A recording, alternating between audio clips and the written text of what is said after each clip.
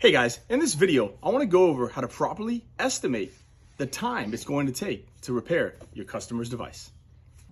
It's a great day at Techie. What information can I give you today? Hey, how you doing? Looking to get my phone fixed. Was curious how long it's going to take to. Awesome. Absolutely. You came to the right place. Yeah, most repairs are about 45 minutes, give or take, depending on our workload. So if I get a lot of customers that walk through the door, it might take a little longer, but I could definitely knock it out for you today. How's that sound? Sounds great.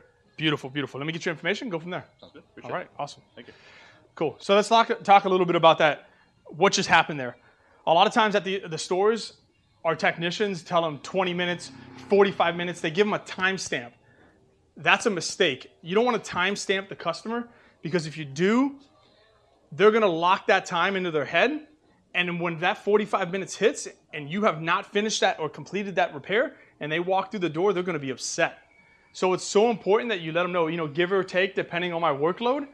And you clarify that, like, hey, I'll call you once it's done, but give them an estimate of the time. Never say 20 minutes, 10 minutes. You're just going to put yourself down a rabbit hole that you do not want to go down. So it's so important that you say 45 minutes, give or take, depending on my workload. If I get more customers walking through the door, it might delay me. So just that transparency up front is so important. Don't timestamp it.